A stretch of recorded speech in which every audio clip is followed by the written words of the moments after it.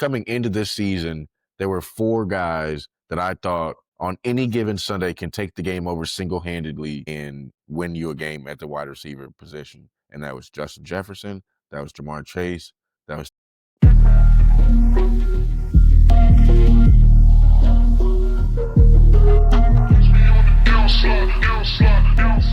Yo, what's good, everybody? It's your boy, Dude Rag D, and I'm back with another episode of Dudes in Love with Football, the DILF podcast.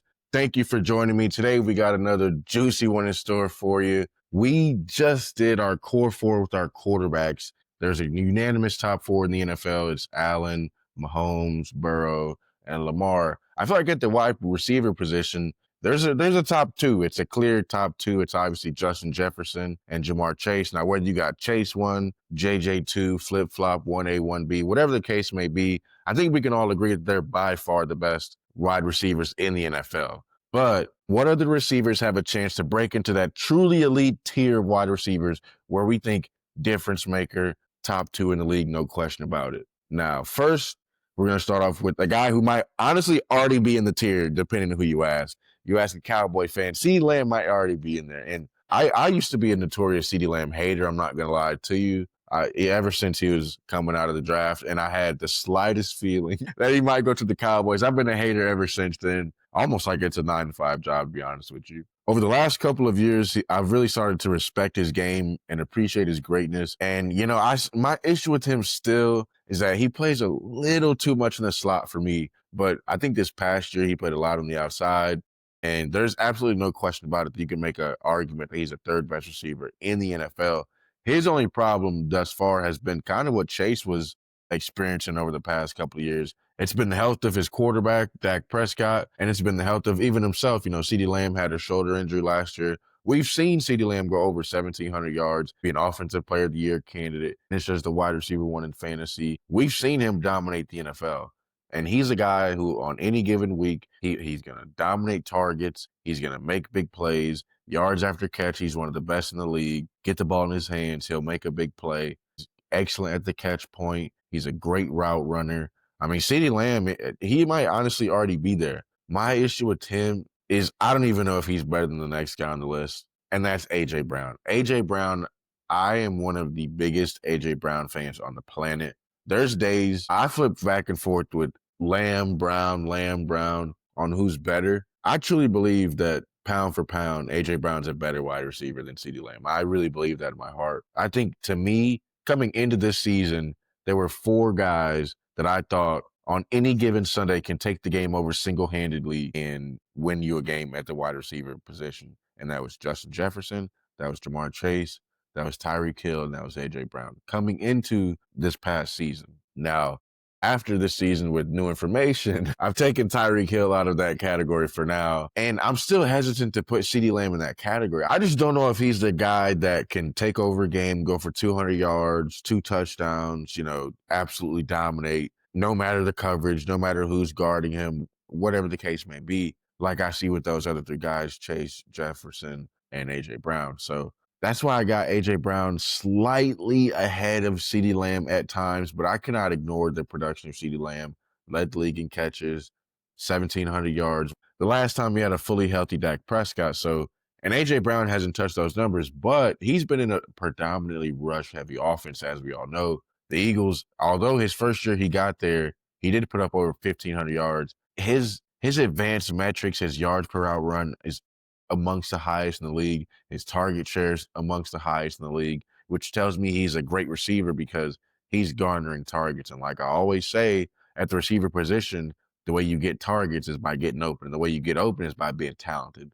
So if he's garnering 31% of his team's targets, which is what he's been doing over the last 2 seasons, it's telling me he's cooking a lot of these corners and he's getting open. And Jalen Hurts is a guy, he's a first read guy. If you're open, he'll put it on you. And that's what they've been doing. But the problem is, especially this past year with Saquon, they're extremely rush heavy. And I feel like it kind of puts a ceiling on what A.J. Brown can truly do. I believe you put him in like the Bengal system, he would go absolutely nuclear. I think he may have a case for truly being the best wide receiver in the NFL if he was in a more pass-happy system, no question about it. Now, moving on to the guy who I think might also, and the thing I love about the wide receiver position, there's about 3 guys that can make a case that they're already in that tier with Justin Jefferson and Jamar Chase. CeeDee Lamb was one. A.J. Brown, I don't know if he's quite in that tier yet, but we got another guy who I'm a huge fan of. Got my boy Malik Neighbors, man. Malik Neighbors is already, to me, a borderline top 5 receiver in the NFL right here, right now, after his rookie season. So you get him a quarterback upgrade. This dude could go for 1,700 yards this year, and I wouldn't even be shocked. I'll be completely honest with you. Led the NFL in targets per game at over 11. And what did I just tell you? This man is a target monster. He's constantly open. No one else on this roster is near the talent that he is. He is by far the best player on this team offensively. And it wouldn't shock me at all if he went for 1,700 yards because he is honestly that good. He's that great of a route runner already. He's already one of the best contested catch receivers in the NFL. I mean, he's a guy like, it's crazy to say this, but he kind of reminds me of Kyrie Irving in the way when I watch his film, it looks beautiful. It looks like art. Like his route running is beautiful. His catch against the Browns for a touchdown in the corner of the end zone where he did like a whole 360. It was just beautiful to watch this man play. I think there would be no question he was a top 5 receiver if he had a Burrow, a Mahomes, a Josh Allen, even a Dak Prescott. I think he could put up historic numbers with the way he gets open, with the way he garners targets. And I do believe that in just 6 months, we might be talking about Malik Neighbors being a top 3 wide receiver in the NFL. Now, moving into a guy who, like, coming out of the NFL draft, wasn't highly touted or anything like that, but I knew who he was at Michigan. I didn't think he would be this good in the NFL, though. And maybe C.J. Stroud has unlocked Nico Collins, but these past 2 years, Nico Collins has an argument that he's a top 5 receiver. He's been absolutely dominant, and he hasn't been a guy that's gotten a crazy amount of targets because over the past 2 years, they've had a lot of targets in Houston. They had, Tank Dell obviously was a rookie when C.J. Stroud was also a rookie, and he had a great season as well. And then last year, they had Stephon Diggs on top of Tank Dell. So they've always had a lot of targets around Nico Collins, and he hasn't been the biggest target hog, but they've also been a rush-heavy offense as well. Joe Mixon was averaging over 20 rushes per game last year. He's one of the leaders in the NFL. And now that he's hurt and they got a hobbled, let's put it, Nick Chubb, I think this offense can unlock and unleash the beast that is Nico Collins. He averages over 3 yards per route run in his career. He's been a guy that's been around 27% target share. So if they throw the ball more, which they might have to do because A, the offensive line is going to be bad again, which is going to lead to B, the rush game not being very good because they don't have anyone explosive in the backfield. It's Dameon Pierce, it's Nick Chubb, it's Woody Marks. So I really don't see it. It's going to be the C.J. Stroud chucking it show. And who is he going to be chucking it to a lot of times? Is he going to pick the 2 rookies from Iowa State? Is he going to pick the tight end, Dalton Schultz? Or is he going to pick Nico Collins? Because Tank Dell is going to miss majority, if not the entire season after what happened to him, that injury he suffered late in the season last year. So Nico Collins is a guy that he could go for 1,700 yards this year. And I also wouldn't be shocked. And that's what I love about the wide receiver position. Unlike quarterback, there's at least 3-4 guys that have a legitimate shot at breaking into that Chase Jefferson tier. These guys are legitimate. And you can make an argument, if they had a Burrow, they might already be in that tier. So moving on into Puka Nacua, man. Puka Nacua is another guy slighted by the draft, wasn't really talked about coming out of BYU. Everyone was talking about his quarterback, though, Zach Wilson, but he was just completely slept on. And he's been a guy that, he's not going to lie, he's been boosted by the Sean McVay system, but he alphaed Cooper Kupp. He made Cooper Kupp basically obsolete. And I'm talking about Cooper Kupp when he was still good, not this past season, but Puka's rookie year. Cooper Kupp was still a pretty good receiver, averaged about 2.5 yards per route run. So Puka's one of the better route runners in the NFL. He beats man coverage. He beats zone coverage. He's a guy, he doesn't score a bunch of touchdowns. He's not a huge red zone threat. He's not the most explosive guy, but he's plenty fast enough to cook. I'll tell you that. He can hoop, and you let him fool you, and you think he's slow, he'll be right behind you, and he will dice you up. Some of the best routes in the NFL, some of the best hands in the NFL. Diving catches in the rain, no gloves, check it off the list. Puka Nacua does that. Up over 2 defenders, check it off the list. He does that. Puka Nacua is one of the most complete wide receivers in the NFL. The only reason he probably isn't in that tier, and honestly may never be in that tier, is A, we don't know what's going to happen after Matthew Stafford. He's already got a back injury. He's obviously near 40 years old, if he's not already 40, to be honest with you. And obviously, we all believe in Sean McVay. He's an absolute offensive genius of a guru. And, you can make it an argument he's the best offensive mind in the NFL outside of Andy Reid. So when I look at Puka Nacua, I do see some question marks with, like I said, Stafford. He's even had some injury concerns over the past year or so. And his lack of that elite explosion might keep him outside of that top tier. And, he's pretty good with the ball in his hands, but he's no Lamb, he's no Chase, he's no Neighbors or AJ Brown or anything like that. But Puka Nacua is a guy that he's constantly open and he has excellent hands and he will go up and get it, no doubt about it. Now, this next guy, I don't know if he'll ever break into that category for me either, just because he's mainly a slot guy. And that's Amon-Ra St. Brown. Amon-Ra St. Brown, he's one of the most consistent wide receivers in the NFL.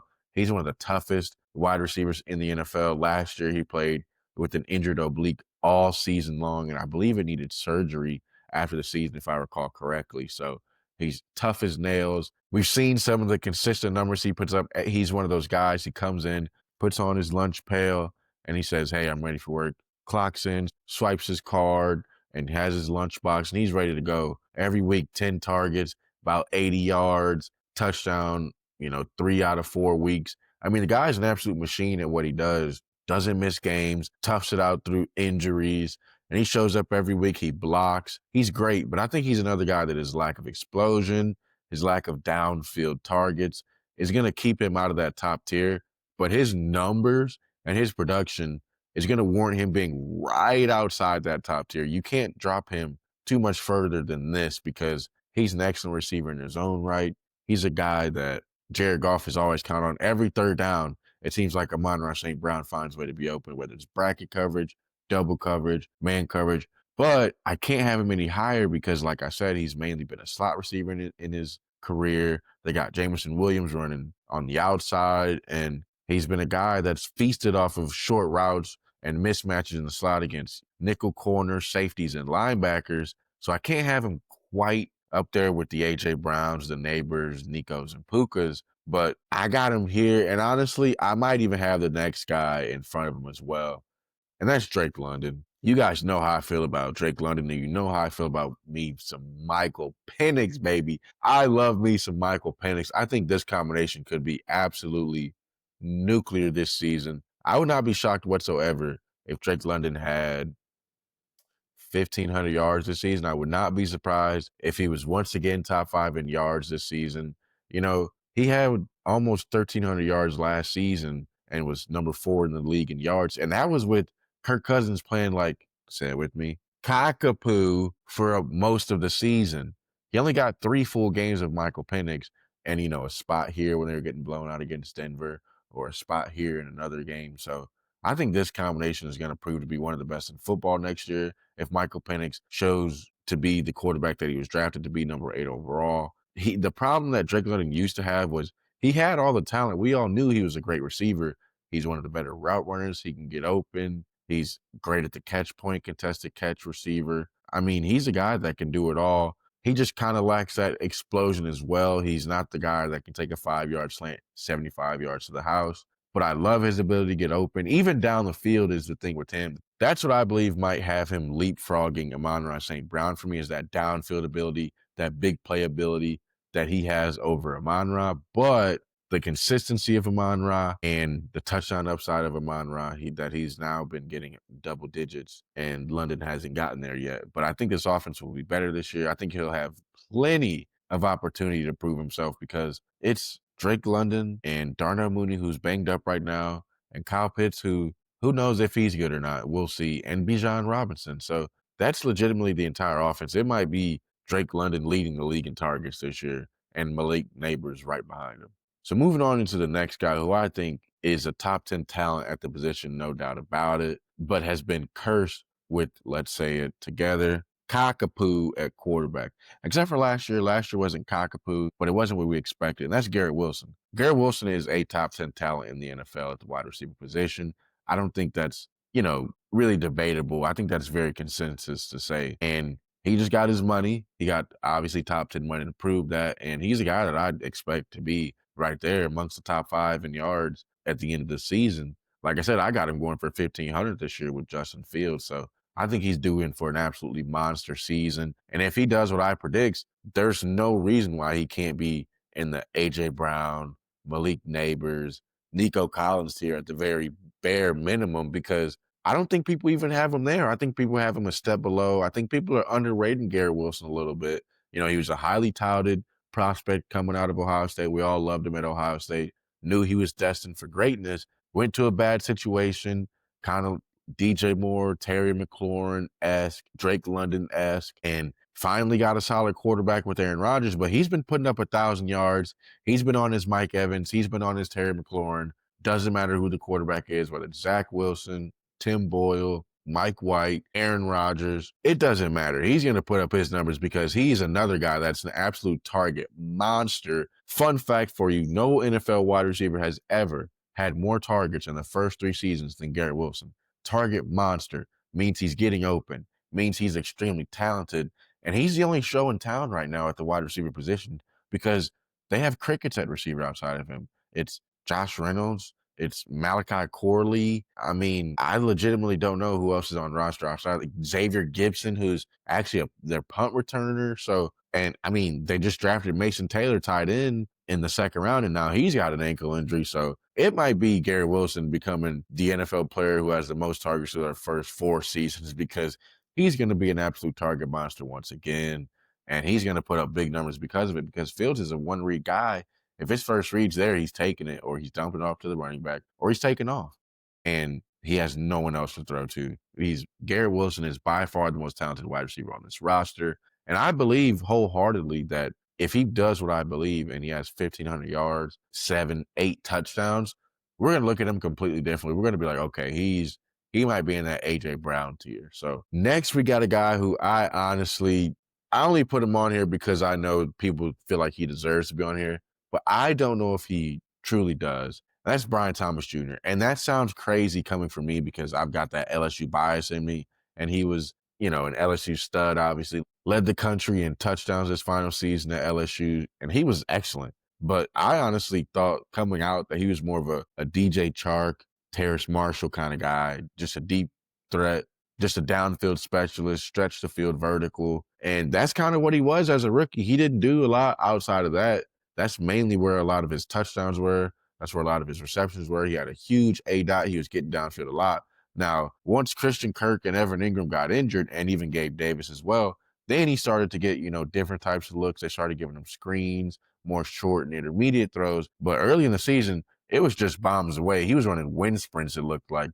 So he's a guy that kind of worries me that if now with a guy that we'll get to, maybe a little later, that if he is stuck in that running the downfield role, it's going to be impossible for him to break into that upper echelon of wide receivers. But his talent alone, he should be in that Amon-Ra, Puka, Nico conversation if he is not alpha this year. And to me, that's a big if, because we're already hearing reports that someone else that we'll get to is going to play 80% of the snaps on offense. And if that happens, it might be GG's for Brian Thomas, not only in real life, but in fantasy. Now, moving on to number 10 is a guy who kind of came out of nowhere, low-key, was a second-round pick and was an absolute baller for the Chargers, and that's Ladd McConkey.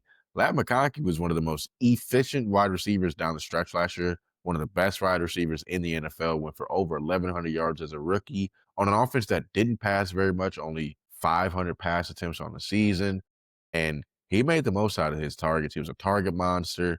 He was a guy that was constantly open over the middle of the field, and he wasn't just a slot guy. He was a guy that also won on the outside, and after their bye week, he truly was one of the best wide receivers in the NFL. And in that playoff game, he went absolutely bonkers and set rookie records for the Chargers organization. So Ladd McConkey is a guy who's got sneaky talent, and he's a guy that a lot of the dynasty community knew how good he was. His problem was at Georgia, he couldn't stay healthy, didn't run a lot of routes, didn't get a lot of participation. So you didn't really get to see a lot of it on film, but he flashed a lot at Georgia. So if you really knew about Ladd McConkey, you knew he was a dog. And he got to show it this year. He stayed healthy for the most part. And if he can stay healthy for the most part for the next couple of years, and if he can stay healthy, then there's absolutely no reason that with Justin Herbert, the top 5 talent in the NFL at the quarterback position, there's no reason Lad can't be at least in that Nico Collins, Puka Nakua range.